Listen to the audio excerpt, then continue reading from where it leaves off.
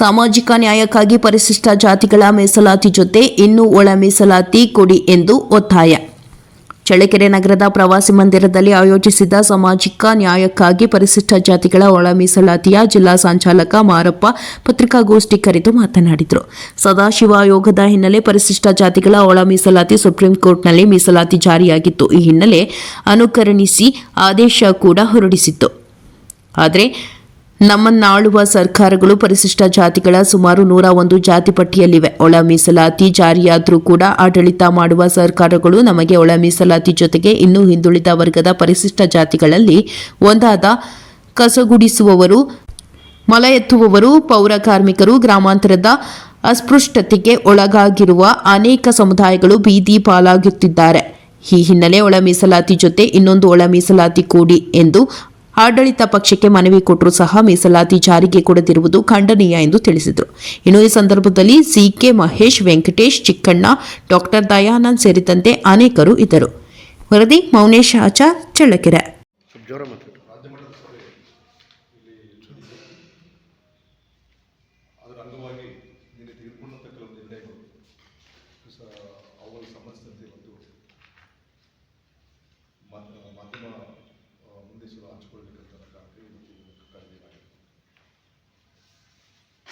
ರಾಜ್ಯದಲ್ಲಿ ನಮಗೆಲ್ಲ ಗೊತ್ತಿರೋದು ನ್ಯಾಯಮೂರ್ತಿ ಎ.ಜೆ.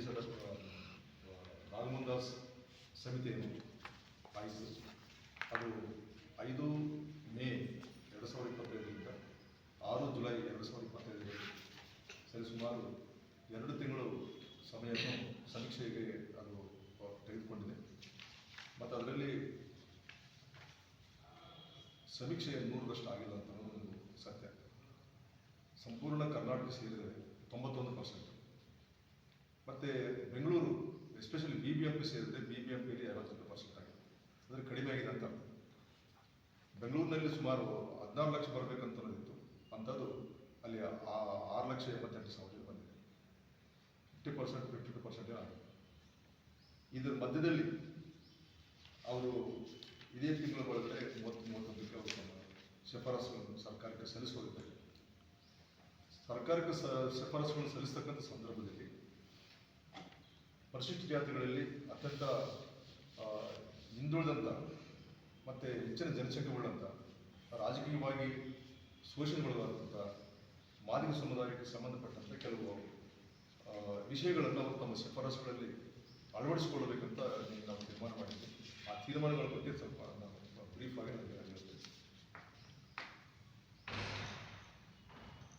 ಎಲ್ಲ ಆಯೋಗಗಳು, ಸದಾಶಿವ ಆಯೋಗ, JC ಮಾಧುಸ್ವಾಮಿ ರಿಪೋರ್ಟ್ ಆಯೋಗ, ಇದೆಲ್ಲದರಲ್ಲೂ ಕೂಡ ಮಾದಿಗರು ಅತ್ಯಂತ ಹಿಂದುಳಿದವರು.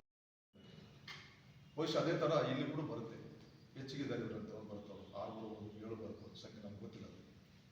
ಆದರೆ ಏನೇ ಆದರೂ ಕೂಡ ಇಂಟರ್ಸ್ಟೇಟ್ ಬ್ಯಾಕ್ವರ್ಡ್ನೆಸ್ ಅಂತ ನಾವು ಅಂತೀವಲ್ಲ, ಅಂದರೆ ತುಂಬ ಹಿಂದುಳಿದಿರುವಿಕೆಯ ಆಧಾರದ ಮೇಲೆ ಅವರು ಯಾರು ಹೆಚ್ಚಿಗೆ ಹಿಂದುಳಿದಿದ್ದಾರೆ ಅವರಿಗೆ 1% ವೇಟೇಜ್ ಕೊಡಲೇಬೇಕಾಗುತ್ತೆ. ಇಲ್ಲಪ್ಪ ಅಂದ್ರೆ ತಲೆಯಣಕ್ಕಾಗಿರ್ತದೆ. ತಲೆಯಣಕ್ಕೆ ಮೇಲೆ ನಮಗೆ ನಮ್ಮ ಪರ್ಸೆಂಟೇಜ್ ಕೊಟ್ಟಕ್ಕಾಗುತ್ತೆ, ತಪ್ಪಾಗುತ್ತೆ. ಹರಿಯಾಣದಲ್ಲಿ ಅತ್ಯಂತ ಹಿಂದುಳಿದಿರ್ತಕ್ಕಂಥ ಎಸ್ಸಿಗಳಿಗೆ 47.25 ಇದ್ರೂ ಕೂಡ ಅವರಿಗೆ 50% ರಿಸರ್ವೇಷನ್ ಫಿಕ್ಸ್ ಮಾಡಿದ್ದಾರೆ. ಅಂದರೆ ಮೋಸ್ಟ್ ಬ್ಯಾಕ್ವರ್ಡ್ ಆಗಿರೋ ಕಾರಣಕ್ಕಾಗಿ ಸುಮಾರು 70 ವರ್ಷಗಳ ಅವರ ಶೋಷಣೆಗೆ ಒಂದು ಸಣ್ಣ ಪರಿಷ್ಕಾರ ಸಿಗಲನ್ನ ಕಾರಣಕ್ಕಾಗಿ 53% ಇರ್ತಕ್ಕಂಥ ಡೆವಲಪ್ಡ್ ಎಸ್ಸಿಗಳಿಗೆ 50 ಕೊಟ್ಟು, ಅಂದರೆ 3% ಕಡಿಮೆ ಕೊಟ್ಟವರು, ಇಲ್ಲಿ 2.5% ಹೆಚ್ಚು ಕೊಟ್ಟಿದೆ. ಆ ಥರ ಹೆಚ್ಚಿಗೆ ಶೋಷಣೆಗೊಳಗಾಗಿರ್ತಕ್ಕಂಥ ಮಾದಿಗ ಸಮುದಾಯಕ್ಕೆ 1%, ಅದು 6 ಬಂದರೆ 7 ಕೊಡಬೇಕು, 7 ಬಂದರೆ 8 ಕೊಡಬೇಕು. 1% ನೀವು ವೇಟೇಜ್ ಆಗಿ ಕೊಟ್ಟು ಅದನ್ನು ಡಿಕ್ಲೇರ್ ಮಾಡಿ ಆದೇಶದಲ್ಲಿ ಶಿಫಾರಸು ಮಾಡಬೇಕಂತ ಭಾಳ ಪ್ರಧಾನವಾದಂಥ ಒಂದು ಬೇಡಿಕೆ ಇದೆ.